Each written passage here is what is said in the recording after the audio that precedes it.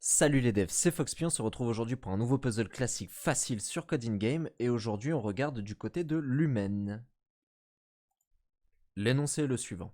On va nous donner une salle et dans cette salle on va placer un certain nombre de bougies. Chaque bougie a une intensité de lumière qui correspond à L et cette intensité de lumière va se propager dans la pièce. Donc à l'endroit où la bougie est posée, on a une intensité de lumière de L, puis une case à côté, on a une intensité de lumière de L-1, puis encore à côté une intensité de lumière de L-1, etc., etc., jusqu'à 0. L'idée, c'est qu'à la fin de l'exercice, on donne le nombre de cases qui ne sont pas éclairées. Dans cet exemple, il y en a 9. Ici, on peut les voir, les 9 zéros. Alors, nos variables d'entrée, quelles sont-elles? On a n. N, c'est le nombre de lignes que comporte la pièce. L, c'est l'intensité de lumière. Et donc ici, pour i allant jusqu'à n, on nous donne nos lignes. Alors, dernière petite chose avant de commencer à coder, si dans une pièce on nous met deux bougies, ici j'ai deux bougies avec une intensité de lumière de 3, elles éclairent leur zone autour d'elles, si jamais ces zones se rencontrent, alors l'intensité de lumière dans cette zone est de L, donc comme ici mes bougies ont un L égale 3, l'intensité dans cette zone de lumière sera égale à 3. Donc maintenant qu'on sait ça, on peut aller coder. La première chose que l'on va faire, c'est d'instancier nos classes. Donc je vais créer deux classes, une classe candle qui sera pour les bougies, qui va prendre comme paramètre une position et une intensité de lumière, donc self.pos égale pos et self.l égale l. Et je vais créer une deuxième classe que j'appelle cell qui correspond à nos cases. Et cette case, elle va prendre comme paramètre une position et c'est tout. Alors, elle aura self.pos égale pos, une intensité de lumière qui au début sera à 0 quand on instanciera la case, pardon, et enfin un attribut light by candle qui est égal à none. Cet attribut nous permettra de dire quelle case est éclairée, vous allez comprendre pourquoi tout à l'heure. On peut procéder à l'instanciation de nos variables, donc ici, instanciation des variables, je vais avoir besoin d'une liste des bougies, je vais avoir besoin d'une liste des cases, et je vais avoir besoin du nombre de cases qui ne sont pas éclairées, que pour le moment j'instancie à 0. Donc avant de continuer, plaçons des commentaires à des endroits de notre code où on attend des fonctionnalités spécifiques. Par exemple ici dans la boucle for, je vais vouloir donc remplir liste cell et liste candle. Après ma boucle for, ce que je vais vouloir, c'est que pour chaque bougie dans notre liste de bougies, on éclaire la zone alentour. Ensuite, on va rechercher les cases non éclairées. Et puis ensuite, tout en bas, on affiche le résultat. Alors notre résultat, ça sera notre variable nombre dark spot. Voilà, donc à partir de maintenant, on peut remplacer chaque commentaire en codant les fonctionnalités que l'on attend. Donc on va remplir notre liste de cases et notre liste de bougies, et pour ça, je vais instancier une liste que j'appelle lineCell. En fait, lineCell, elle va contenir toutes les cases d'une ligne, et puis ensuite, cette liste-là, on l'ajoutera à liste lighted_cell.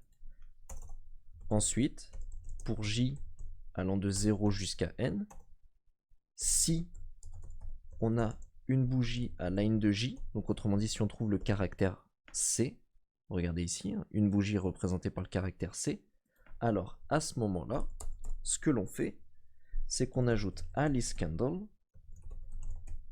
une bougie. Donc là, elle prend paramètre un tuple qui indique sa position IJ, sa luminosité. Une fois que ça s'est ajouté, line cell, on lui ajoute une case, donc avec un tuple IJ indiquant la position. Et pour finir, on ajoute notre ligne, pardon, list lighted cell.append line cell. Et donc voilà, là, ce petit commentaire là, tac, il devrait aller ici. Donc on a rempli list cell et list candle, donc dès qu'on croise une bougie, on l'ajoute à la liste de bougies. À chaque tour de boucle de J, on instancie une case et on l'ajoute à line cell. Et puis dès qu'on sort de la boucle J, on ajoute la ligne à list lighted cell et puis on repart pour un tour de boucle jusqu'à ce qu'on ait fait toute la salle. À présent, occupons-nous de notre deuxième commentaire. Donc pour chaque bougie dans notre liste de bougies, on éclaire la zone alentour. Donc pour chaque bougie dans notre liste de bougies, on veut récupérer finalement notre salle avec les bons éclairages. Donc list lighted cell qui va récupérer ce que va renvoyer la méthode Lightroom de Candle. Alors pour le moment, cette méthode, on ne l'a pas encore codée, mais on veut la coder. Et donc cette méthode, elle va prendre en paramètre candle.pose, donc la position de la bougie, notre salle, donc list lighted cell que l'on va éclairer au fur et à mesure, l'intensité de la lumière et le nombre de lignes. Alors, attaquons-nous directement au commentaire suivant, donc rechercher les cases non éclairées. Donc pour ça, pour l'incell is list lighted cell, for cell in line cell. Donc si la lumière d'une case est égale à 0, à ce moment-là, on incrémente nombre de dark spots, donc le nombre de cases non éclairées. Donc là, voilà, j'espace un petit peu. Donc là, on a finalement nos algos principaux en ce qui concerne, on va dire, le main. Et maintenant, il ne nous reste plus qu'à coder la méthode Lightroom qui va nous permettre d'éclairer la pièce. Retournons sur notre objet Candle. Et du coup, on peut lui définir la méthode Lightroom. Alors la méthode Lightroom, elle va prendre ici en paramètre self, la position qu'on lui a envoyée, list lighted cell, L, donc l'intensité de lumière, et N, le nombre de lignes. Alors la première chose que je vais faire, histoire de simplifier l'écriture par la suite, c'est que je vais récupérer la position dans une variable i et dans une variable j. Donc dans le tuple que j'ai envoyé, i est à la position 0, et j est à la position 1, hein, je parle bien sûr des index. Alors maintenant, on va reprendre le même procédé que juste avant, on va écrire les commentaires de ce que l'on veut voir notre méthode faire, et ensuite on codera. Donc la première chose, on veut tester si on est dans les limites de la pièce. Alors ça, vous allez comprendre pourquoi tout à l'heure, je vais vous donner un exemple, mais ici on fera donc un test de if pour savoir si on est bien dans les limites de la pièce. Ensuite, qu'est-ce que je veux faire une fois dans ce is? Si la case à la position IJ, elle n'est pas éclairée, je l'éclaire. Si la case est éclairée, mais que c'est par une autre bougie, alors on adoptera un certain type de comportement, et ce comportement, comme je l'ai dit tout à l'heure, c'est tout simplement de mettre la case à l'intensité de lumière L. Donc, et enfin, si la case est éclairée par la même bougie, mais avec une intensité plus faible, alors à ce moment-là, on remettra l'intensité au L qui était envoyé en paramètre. Le L dont je parlais juste avant, c'est le L max, c'est l'intensité de lumière de la bougie, mais ici on va faire une fonction de récurrence. Et cette fonction de récurrence, on va l'appeler, donc elle va s'appeler plein de fois de suite, et à chaque fois on va descendre l'intensité de la lumière pour éclairer les cases aux alentours. Donc ça sera le L avec l'intensité de la lumière baissée qui sera envoyée ici, mais vous allez comprendre quand vous verrez le code. Et enfin, dernière chose, c'est qu'on veut éclairer une autre case, mais avec une intensité de lumière moins 1. Donc L-1. Donc à partir de maintenant, on peut faire notre code. Que va-t-on coder? J'ai parlé de fonction de récurrence. Donc ce qui va se passer, c'est qu'on va avoir notre bougie, on va considérer que cette bougie, elle va avoir une position en 0, 0. Donc regardez. Ici, on parcourt notre liste de bougies, et cette liste de bougies, on envoie à chaque fois la position de la bougie dans Lightroom. Donc ici, on se retrouve dans Lightroom. On est à la position de la bougie. La bougie, on veut faire appel à une fonction de récurrence pour qu'elle éclaire toutes les cases autour d'elle. Donc la case qui est en haut à gauche, elle est en -1 en I et en -1 en J par rapport à la bougie. La case au-dessus, elle est en -1 en I et en 0 en J par rapport à notre bougie, etc. etc.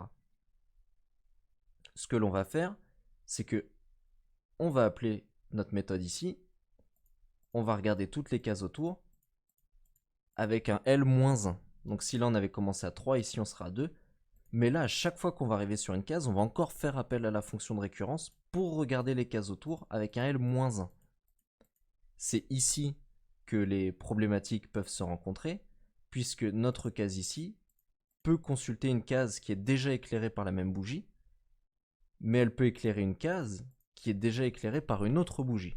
Donc c'est pour ça qu'on prend en compte ces situations, parce que si, imaginons qu'ici, je suis sur cette case, celle-là est déjà éclairée à 2, donc là j'éclaire tout ici à 1. Bon. Maintenant je suis ici, et je recommence à éclairer, et je tombe sur une case qui est déjà éclairée à 2. Bah, on va pas l'éclairer à 1, elle est déjà à 2 vu qu'elle est proche de la bougie. Donc ça, il faut le prendre en compte et il faut le garder en mémoire. Donc, quand on sait ça, on peut coder nos conditions pour allumer la pièce. Et la première, c'est de tester si on est dans les limites de la pièce. Donc pour ça, c'est si i est supérieur ou égal à 0, et que j est supérieur ou égal à 0, et que i est inférieur à n, et que j est inférieur à n. Alors pourquoi ? Eh bien, il peut arriver, imaginons que ça c'est notre pièce, et qu'ici c'est la case 0, 0, donc à la ligne 0, colonne 0, et qu'on mette une bougie ici. Donc ça serait un 3. Notre bougie elle va éclairer tout autour avec notre fonction de récurrence, sans savoir qu'ici, en -1, -1 par exemple, donc en i-1 et en j-1, ça n'est pas dans la pièce. Donc pour ça, on va tester les limites de la pièce, et si jamais ça, c'est en dehors de la pièce, alors on n'a même pas besoin de rentrer dans la condition. Et donc ensuite, on peut attaquer les conditions suivantes. Alors si la case n'est pas éclairée, on l'éclaire. Donc si list lighted cell de i, j, de l égale à 0, L, je vous rappelle, c'est l'attribut de lumière sur notre case, hein, qui est ici, et bien à ce moment-là, on l'éclaire. Donc list lighted cell de i, j sera égal à L, et ensuite on indique quelle bougie l'éclaire. List lighted cell de i, j, point light by candle, self. Alors pourquoi self? Bah c'est très simple, c'est Candle qui a fait appel à Lightroom, donc c'est elle-même qui va éclairer cette case, donc c'est elle-même qu'on va donner à l'attribut Light by Candle.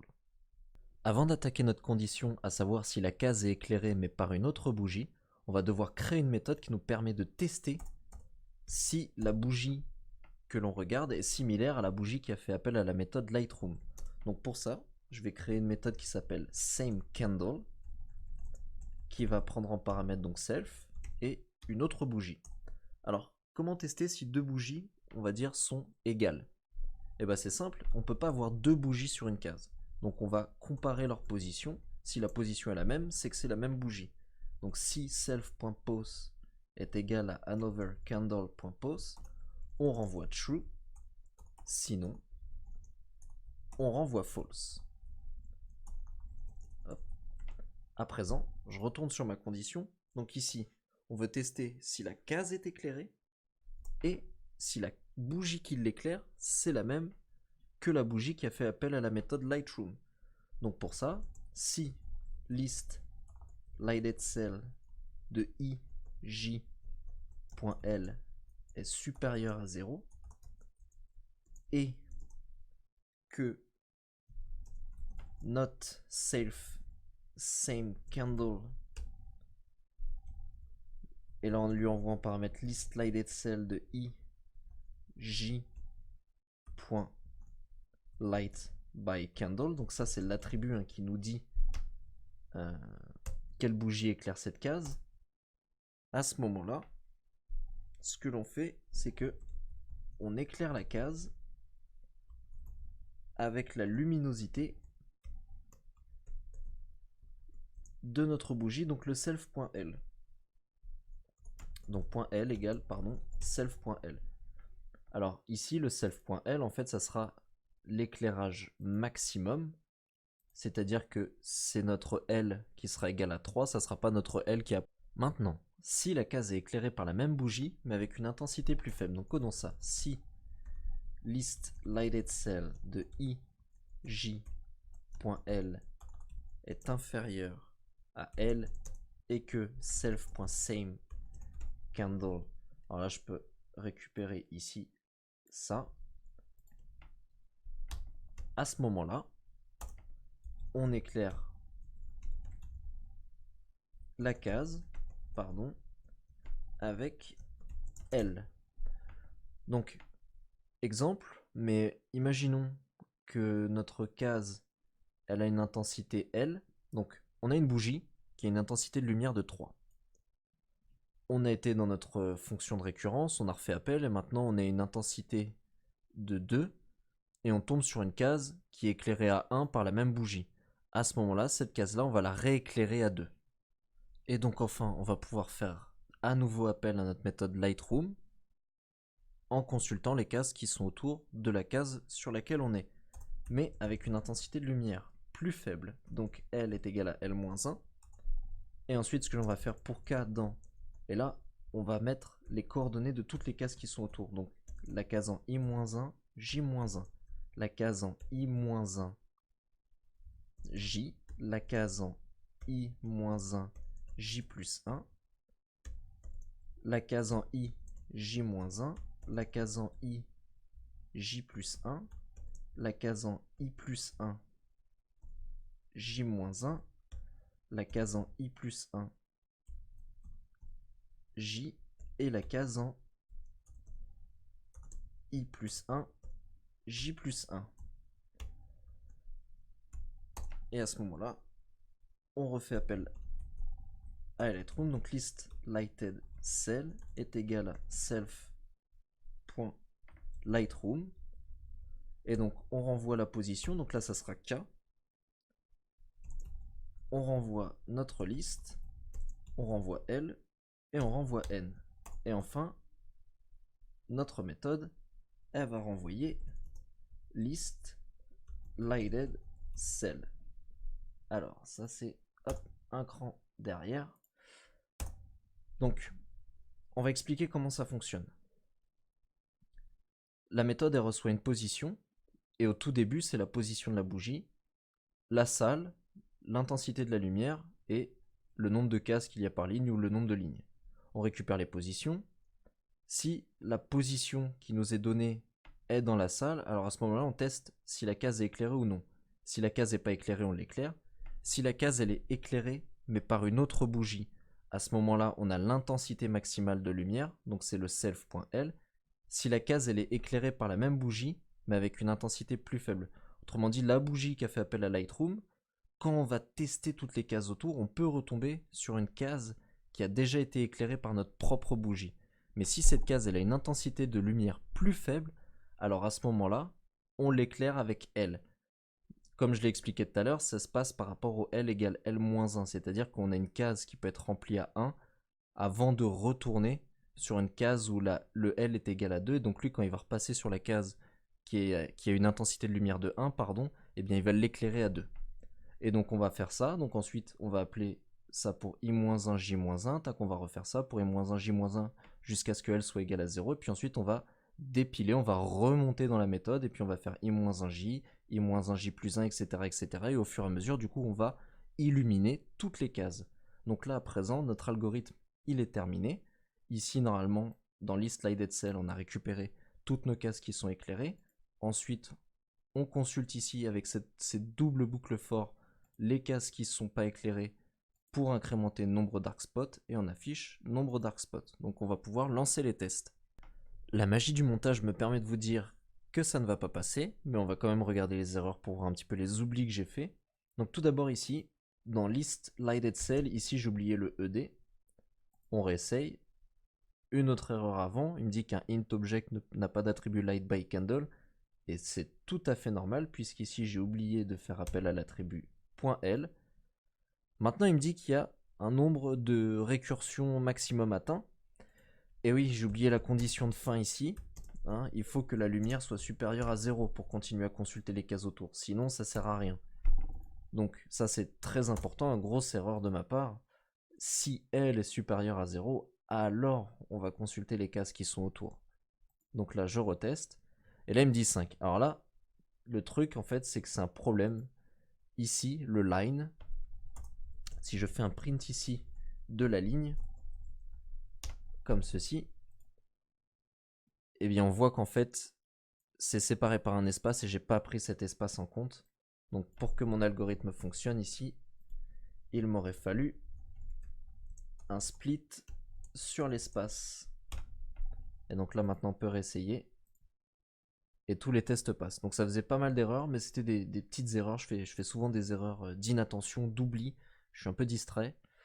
Mais voilà, malgré tout ça, tous les tests sont passés. On a un petit 100% ici. L'exercice est résolu. Merci à toutes et à tous d'avoir suivi ce 17e épisode sur les puzzles classiques faciles de Coding Game. Si cet épisode vous a plu, n'hésitez pas à le liker. S'il ne vous a pas plu, vous pouvez le disliker. Enfin, si vous avez des retours à me faire, vous pouvez me laisser un commentaire. Et si la vidéo vous a vraiment plu, vous pouvez la partager. Dans le prochain épisode, nous verrons expression parenthésée, mais d'ici là, soyez malins comme un renard.